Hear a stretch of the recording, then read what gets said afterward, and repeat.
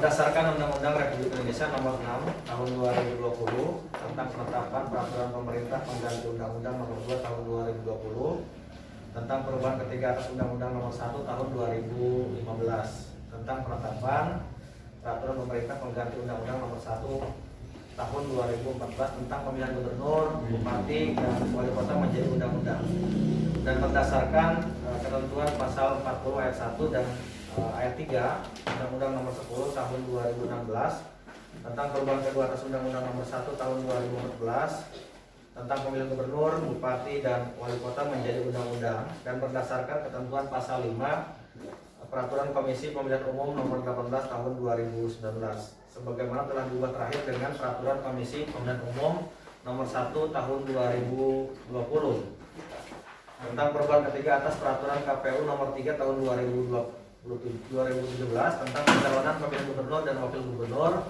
bupati dan wakil bupati, dan atau wali kota dan wakil wali kota. Atas hal tersebut, Komisi Pemilihan Umum Kabupaten Pandeglang putusan KPU nomor 288 tentang penetapan jumlah kursi dan jumlah suara sah paling sedikit sebagai persyaratan pasangan calon dari partai politik atau gabungan partai politik dalam pemilihan bupati dan wakil bupati Pandeglang tahun 2020. Jadi berdasarkan ketentuan sebagaimana yang tadi saya sampaikan, bahwa partai ataupun gabungan partai politik yang bisa mendaftarkan atau yang bisa mengusung pasangan calon bupati dan wakil bupati adalah partai politik yang mendapatkan kursi. Jadi bukan partai politik peserta pemilu, tapi peserta pemilu yang mendapatkan kursi di tingkat kabupaten. Nah, adapun partai politik peserta pemilu 2019 yang mendapatkan kursi dan berdasarkan ketentuan ini bisa mencalonkan pasangan calon bupati dan wakil bupati, diantaranya ini dari partai PKB, Gerindra, PDIP, Golkar, Nasdem, PKS, Perindo, P3, PAN, Demokrat, dan PBB.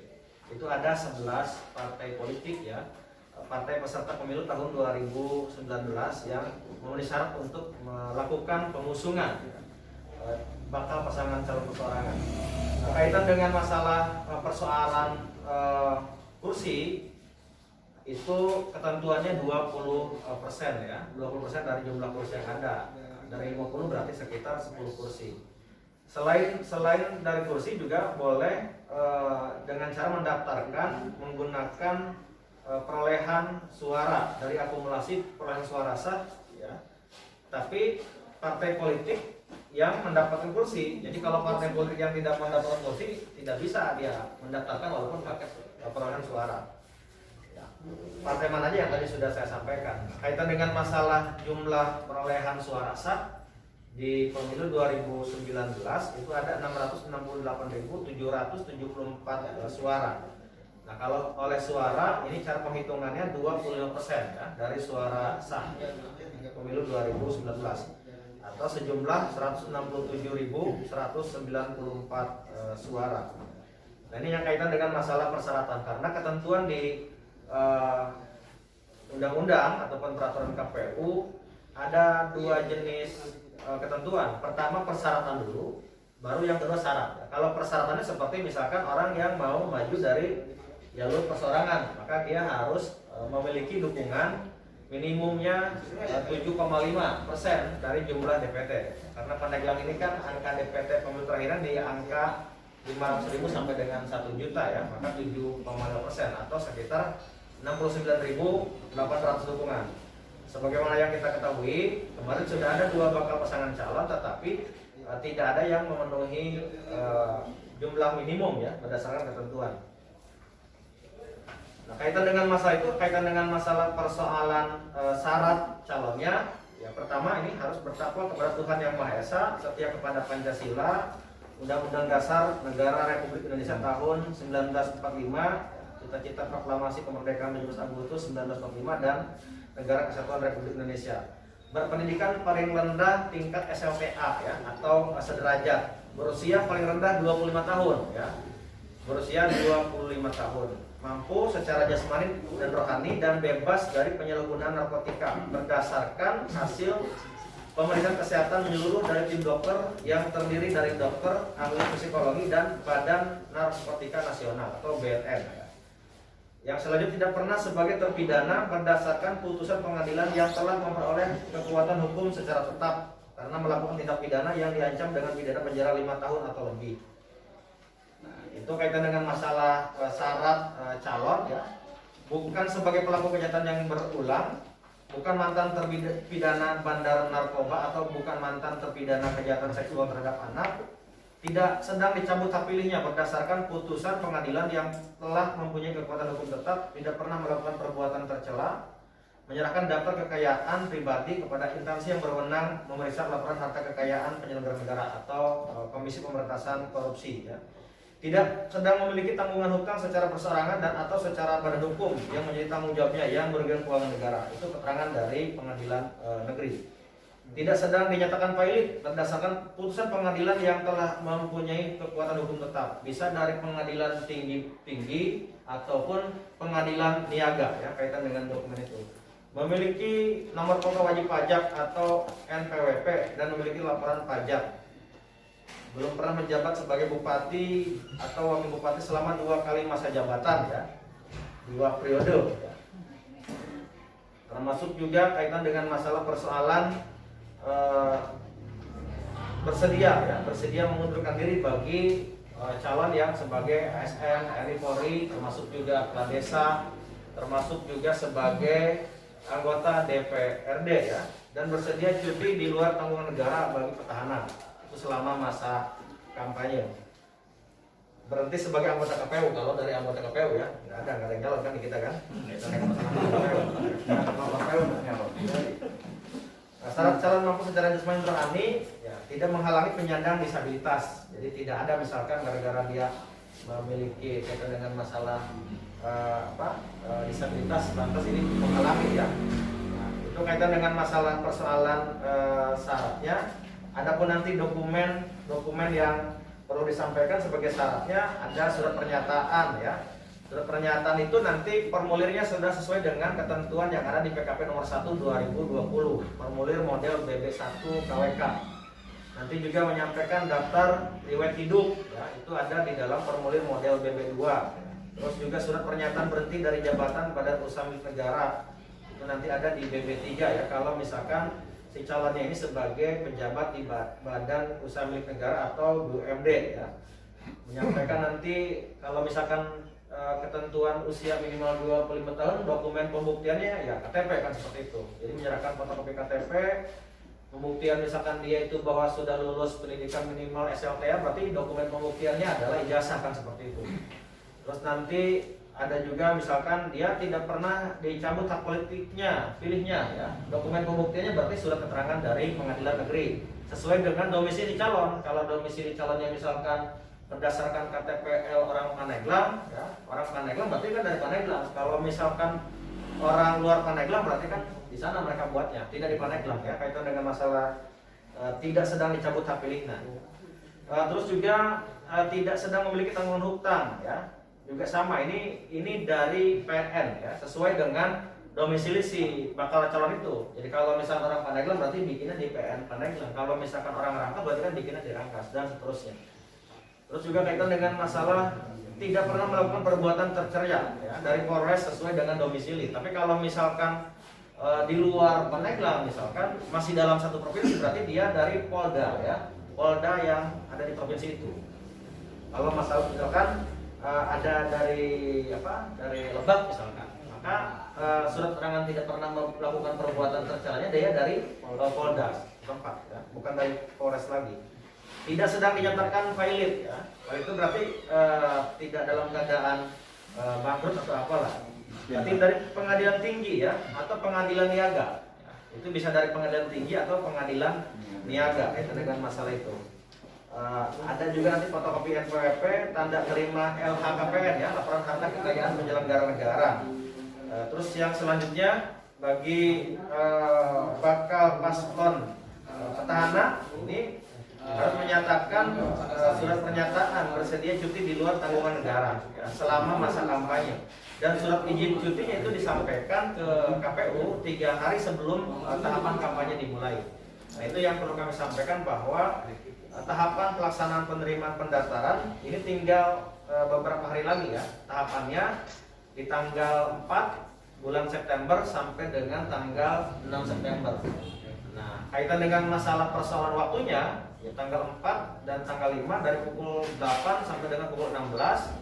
Hari ketiga tanggal 6 itu dari pukul 8 sampai dengan pukul 24.00 ya, waktu Indonesia bagian barat. Nah, kaitan dengan masalah persoalan mekanisme ya, termasuk juga kaitan dengan masalah waktu penerimaan pendaftaran. Karena ini masih masa pandemi ya, ataupun COVID-19, maka proses pendaftaran pun ini perlu menerapkan protokol COVID. Jadi nanti yang datang hanya orang-orang tertentu saja. Misalkan si bakal pasangan calonnya wajib hadir, termasuk juga pimpinan partai politik. Pimpinan politik yang mana? Pimpinan partai politik yang mendaftarkan. Ya, kalau misalkan di tingkat kabupaten, berarti pimpinan partai politik tingkat kabupaten yang pimpinannya itu sesuai dengan surat keputusan yang sudah kami terima. Kalau misalkan yang mengeluarkan itu adalah DPP ya tingkat pusat, berarti kan nanti sesuai dengan nama-nama itu. Jadi itu harus hadir ya, harus hadir pimpinan partai politik yang sebagai pengusung ya, sebagai pengusung calon itu wajib hadir sifatnya. Adapun nanti masalah persoalan misalkan yang lain-lain ya, karena ini menerapkan protokol COVID ya, kita harapkan nanti tidak mesti datang ke sini, hanya orang-orang tertentu saja. Kalau misalkan calonnya tidak hadir juga berdasarkan keterangan yang jelas atau karena sakit atau apa. Ya, saya kira itu yang dapat disampaikan kepada teman-teman ya. Adapun nanti persoalan kegiatan publikasi pendaftarannya akan kita laksanakan di tanggal 28 ya. Mulai tanggal 28 sampai dengan tanggal 3 bulan September, 28 Agustus sampai dengan tanggal 3 September. Saya kira demikian yang dapat disampaikan. Kurang lebihnya mohon maaf. Mangga Pak Munawar, Pak Madi, Bu Ija, apa yang mau ditambahkan? Tambahan sedikit ya terkait dengan domisili. Kalau lintas kabupaten itu di Polda ya. Kalau lintas provinsi misalkan ada orang Papua nyalon di sini, maka dia surat catatan populasi ini dari Polri. Nah, itu dari Polri. Nah, kemudian saya menjelaskan terkait dengan pengurus parpol. Jadi pengurus parpol itu yang datang itu wajib hadir, terutama yang menandatangani kesepakatan koalisi ya. Berarti kan ketua sama sekretaris. Begitu. Jadi kalau mereka tidak hadir itu kan harus ada keterangan apakah sakit atau apa gitu. Dan beberapa waktu yang lalu kita juga sudah menyampaikan ya, kemarin juga sudah menyampaikan terkait dengan perolehan kursi dan suara gitu, dan rapat-rapat secara informal juga sudah kita sampaikan, dan kita juga saat ini sedang membuka warung layanan atau FDS terkait dengan pencalonan, syarat calon dan syarat pencalonan, terutama bakal pasangan calon yang akan diusung oleh partai politik. Saya kira itu Pak Ketua tambahannya. Si calon yang bakal mendaftar ini wajib SPP. Ya, kaitan dengan masalah persoalan pemeriksaan kesehatan, kita sudah mengkoordinasikan dengan ID ya, dengan HIMSI, dengan BNN, termasuk juga dengan pihak rumah sakit yang akan kita tunjuk ya berdasarkan nanti rekomendasi dari ID. Nah, informasi itu sudah disampaikan ya, tinggal nanti menunggu kaitan dengan produk hukumnya ya. Apakah nanti dituangkan dalam peraturan KPU yang terbaru ataukah di dalam juknis kaitan dengan request ya, pemeriksaan kesehatan. Kemarin belum dituangkan, tetapi informasi semalam yang kami terima statement dari Ketua KPRI, informasinya nanti tes swab itu menjadi satu kesatuan dalam proses pemeriksaan kesehatan ya, gitu. Informasinya demikian ya kaitan dengan masalah swab. Layanan tidak, jika memang terjadi belum ada yang datang. Iya, kaitan dengan itu sudah diatur ya. Ketika misalkan sampai dengan akhir masa penerimaan pendaftaran hanya terdapat satu bakal pasangan calon dan masih ada misalkan partai politik yang belum menyampaikan pengusungan, maka itu dilakukan perpanjangan, dilakukan pembukaan perpanjangan pendaftaran. Nanti apakah seperti apa, yang jelas itu sudah diatur. Misalkan gini, ada partai politik yang belum mendaftarkan calon misalkan, dia itu sudah memenuhi syarat, misalkan sudah mencapai 20% dari jumlah kursi yang ada di DPR. Nah, itu nanti tidak mesti melakukan perubahan pengusungan terhadap bagi partai politik yang sudah mendaftarkan. Tapi kalau misalkan partainya kurang, ya, kurang dari jumlah persentasi jumlah kursi yang ada, maka yang sudah mendaftarkan pun partai itu bisa melakukan pencabutan usungan. Ya. Ruang-ruang itu dimungkinkan oleh aturan. Tapi kalau misalkan setelah masa pendaftaran diperpanjang dan tidak ada yang melakukan pendaftaran ataupun perubahan pengusungan, maka dilanjut dengan pasangan calon tunggal. Ya. Tetapi ketika misalkan masa akhir pendaftaran itu cuma satu, itu nanti tetap ya dilakukan perpanjangan. Ya, dilakukan dulu perpanjangan dulu, pembukaan pendaftaran ya. Nanti selama 3 hari ya kaitan dengan masalah pembukaan itu. Ketika misalkan sudah dibuka dan masih seperti itu aja, ya dilanjutkan dengan pasangan calon tunggal. Lawan kota pos. Nah, hal itu diatur dalam pasal 102 ya PKPU 15 tahun 2017 tentang pencalonan. Kalau misalkan ada si calon yang positif COVID gimana? Apakah tambah lagi pencalonannya atau dilanjutkan? Ya, salah satunya nanti yang diatur dia tidak boleh melaksanakan kegiatan kampanye. Ya, tidak boleh melaksanakan kegiatan kampanye baik terbuka, terbatas ataupun rapat umum ya, kampanye rapat umum. Itu saja ketentuannya. Ya, jadi tidak misalkan tidak menggagalkan kaitan dengan masalah pencalonannya. Itu kaitan dengan masalah ketentuan si calon ya. Karena dia kan tetap harus mengikuti protokol COVID. Ya, salah satunya melakukan isolasi mandiri atau misalkan perawatan sesuai dengan SOP yang sudah ditetapkan oleh pihak gugus tugas yang menangani di bidang kesehatan. Itu saja sebetulnya. Termasuk nanti penyelenggara pemilunya, kalau misalkan yang reaktif saja, ya, belum tentu misalkan positif, itu juga tidak boleh melaksanakan tugasnya. Mungkin hanya jatah kampanye saja yang berkurang.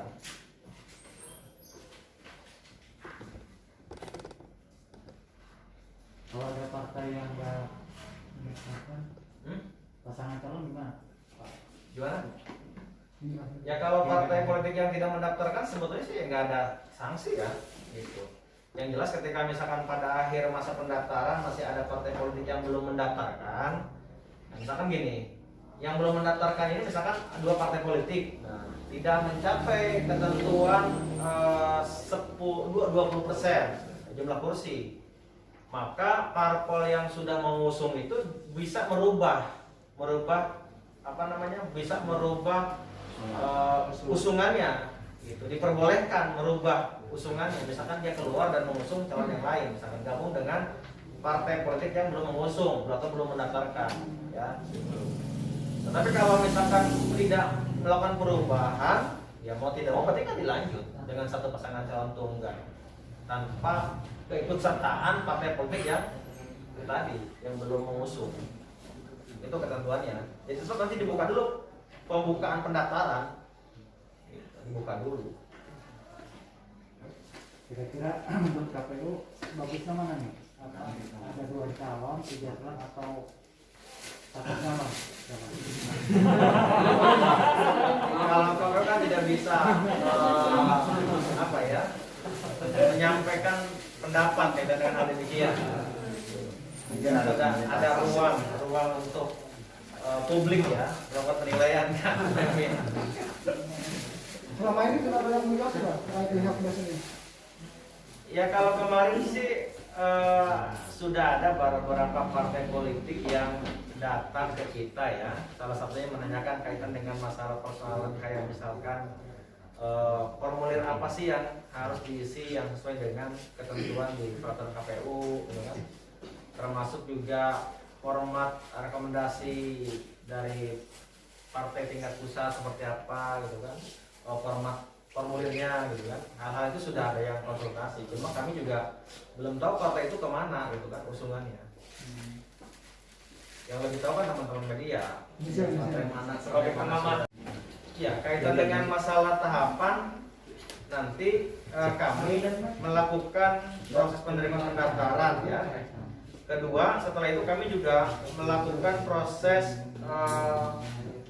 publikasi, ya, publikasi ruang untuk masyarakat dalam rangka untuk menanggapi atas bakal calon yang mendaftarkan.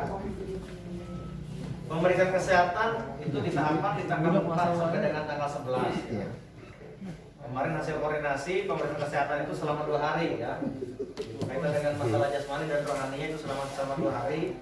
Terus nanti kaitan dengan masalah persoalan verifikasi syarat calon itu tanggal 6 sampai dengan tanggal 12. Terus nanti kalau misalkan ada syarat calon yang belum lengkap pada saat penyerahan pendaftaran itu masih bisa disampaikan pada tahap penyampaian perbaikan di tanggal 14 sampai dengan tanggal 16. Dan nanti kami melaksanakan proses penetapan di tanggal 23 September, tanggal 24 pengundian nomor urut ya, tanggal 24 pengundian nomor urut, tanggal 26 itu sudah masuk kepada tahapan pelaksanaan kampanye. Baik kampanye dengan metode pertemuan terbatas, tatap muka, baik misalkan dengan metode penyebaran alat peraga kampanye, penyebaran bahan kampanye, rapat umum ya gitu.